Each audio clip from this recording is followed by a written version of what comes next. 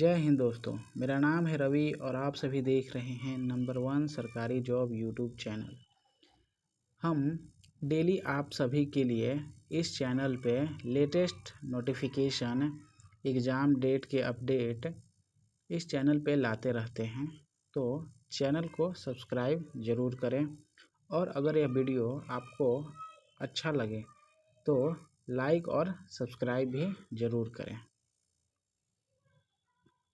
आज मैं आप सभी के लिए सेंट्रल सिलेक्शन बोर्ड की तरफ से एक वैकेंसी आई है, उसके बारे में आपको बताने जा रहा हूँ। इसके इम्पोर्टेंस डेट की बात करें तो जो आपका एप्लीकेशन का स्टार्टिंग डेट है वह 6 अक्टूबर 2025 है और वहीं आपको 5 नवंबर 2025 तक आप इस फॉर्म को भर सकते हैं। यानी कि आपको इस फॉर्म को भरने के लिए एक अच्छा खासा टाइम यानी कि 1 महीने आपको देखने को मिल रहा है। तो आप लोग ज़रूर इस फॉर्म को भरें और अच्छे से भरें। इसमें आप सभी को टोटल 4128 पोस्ट पर रिक्तियाँ मांगी गई है और इसके एग्ज़ाम डेट के बारे में अभी तो कोई जानकारी नहीं दी गई है।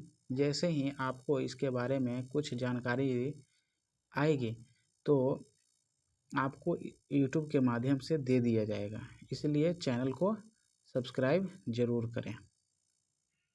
एलिजिबिलिटी डिटेल्स या एजुकेशन क्वालिफ़िकेशन की बात करें तो आपको इस पोस्ट 3 अलग अलग प्रकार की वैकेंसियाँ देखने को मिल रही है और वह सभी के लिए आपको 12th पास क्वालिफ़िकेशन चाहिए।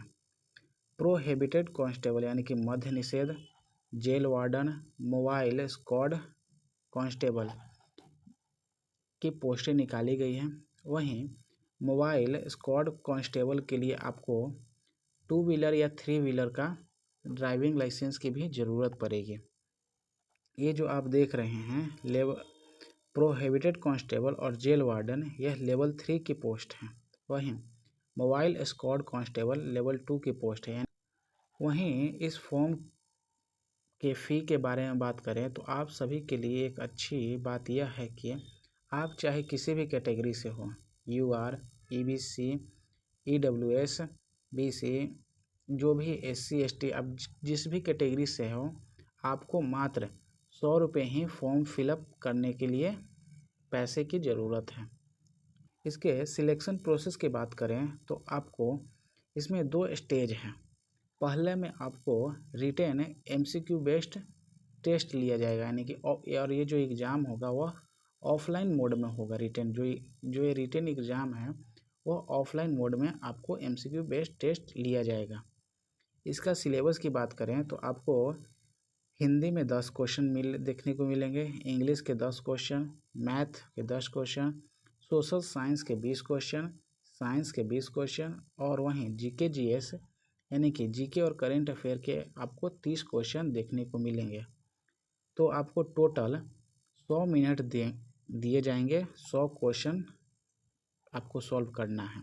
और अच्छी बात यह भी है कि आपको इसमें नेगेटिव मार्किंग देखने को नहीं मिल रहा है। तो आप से उम्मीद करते हैं कि आप 100 में 100 क्वेश्चन अटेम्प्ट ज़रूर करके आएँ।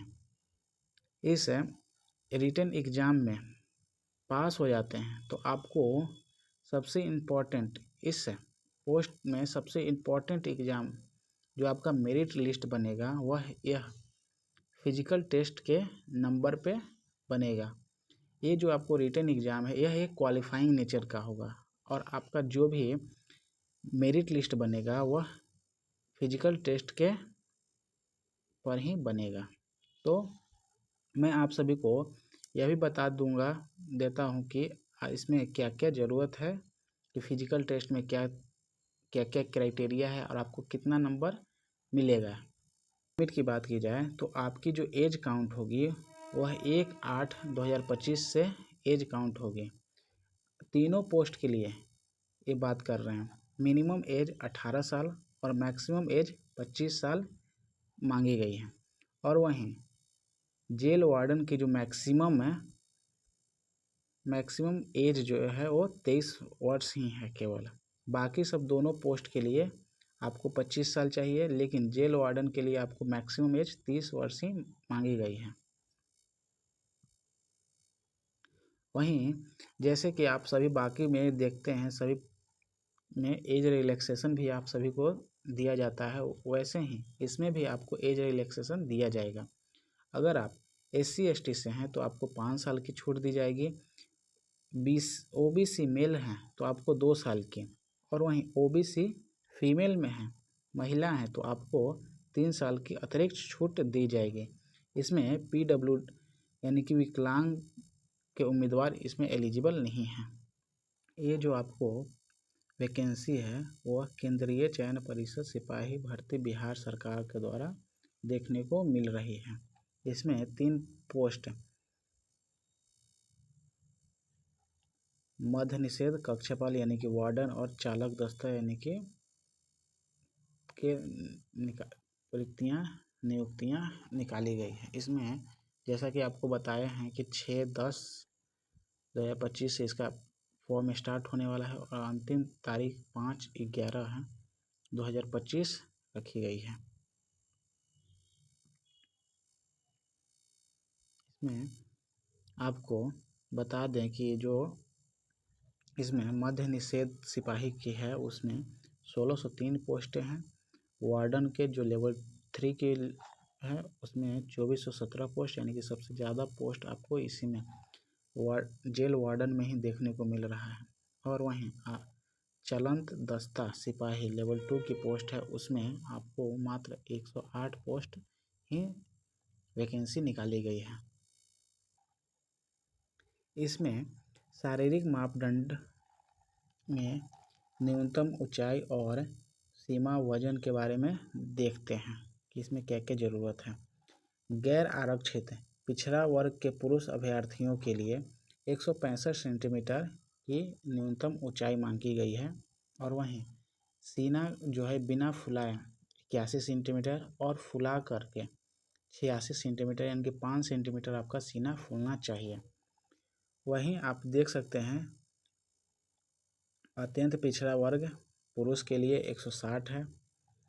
अनुसूचित यानी कि SC/ST के छात्रों के लिए भी 160 सेंटीमीटर ही न्यूनतम हाइट रखी गई है। और महिला अभ्यर्थियों के लिए खास करके और महिलाओं के लिए न्यूनतम वजन का भी क्राइटेरिया ऐड किया गया है 48 kg का। ये पुरुषों के लिए तो नहीं है, लेकिन महिलाओं के लिए न्यूनतम वजन का भी एक क्राइटेरिया है जो आपको फुलफिल करना होगा। अब मैं आप सभी को इस PDF का सबसे इम्पोर्टेंट बात बताने जा रहा हूँ, जो शारीरिक दक्षता परीक्षा में जिस पे आपका मेरिट लिस्ट तैयार होगा उसमें आपको कितना अंक किसमें प्राप्त होगा। तो PET का सिलेबस आपको समझ सकते हैं कि आप PET का एक सिलेबस है, उसमें आपको कितना अंक मिल रहा है उसके बारे में चर्चा करते हैं। शारीरिक दक्षता परीक्षा में कुल आपको 100 अंक दिए जाएंगे। उसमें दौड़ होगा, गोला फेंक होगा, हाई जंप होगा, वगैरह वगैरह में आपको, अगर आप सभी कोटि के पुरुषों के लिए 1600 मीटर की दौड़ होगी, जिसमें अधिकतम 6 मिनट का समय दिया जाएगा। और वहीं अगर आप 5 मिनट से कम समय में पूरा करते हैं तो आपको 50 में 50 अंक दिए जाएंगे। वहीं 5 मिनट से 5 मिनट 20 सेकंड तक पास करते हैं तो 40 अंक। सभी कोटि की महिलाओं के लिए भी इसमें दिया गया है। उसमें महिलाओं के लिए 1 किलोमीटर की दौड़ होती है और अधिकतम 5 मिनट दिया जाता है। और अगर आप महिलाएं हैं और 4 मिनट से कम में 1 किलोमीटर की दौड़ पूरी कर लेते हैं तो आपको 50 अंक दिए जाएंगे। 4 मिनट से 4 मिनट 20 सेकंड तक आप दौड़ते हैं 1 किलोमीटर तो 40 अंक दिए जाएंगे। 4 मिनट और 20 सेकंड से अधिक और 4 मिनट 40 सेकंड से तक आप दौड़ते हैं तो 30 अंक दिए जाएंगे, और उससे कम 5 मिनट तक आप 5 मिनट में दौड़ कंप्लीट करते हैं तो आपको 20 अंक दिए जाएंगे। और अगर आप 5 मिनट से ज़्यादा समय ले लेते हैं तो आपको असफल घोषित कर दिया जाएगा। और इसमें है गोला फेंक में 25 अंक दिए जाएंगे,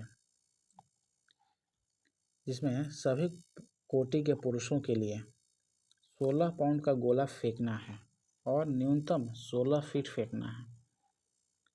16 फीट, अगर आप 16 से 17 फीट तक फेंकते हैं तो 9 अंक मिलेंगे। 17 से 18 के बीच में फेंकते हैं तो 13 अंक। 18 से 19 फीट तक फेंकते हैं तो 17 अंक मिलेंगे। 19 फीट से ज़्यादा 20 फीट तक फेंकते हैं तो 21 नंबर दिए जाएंगे। और अगर आप 20 फीट से ज़्यादा फेंक देते हैं तो आपको टोटल 25 में 25 अंक दिए जाएंगे, ठीक है ना। वैसे ही महिलाओं के लिए भी यही है, लेकिन उनका 16 फीट ना होकर के सिर्फ 12 फीट है। आप खुद इसे पढ़ सकते हैं। और इसमें ऊंची कूद भी है।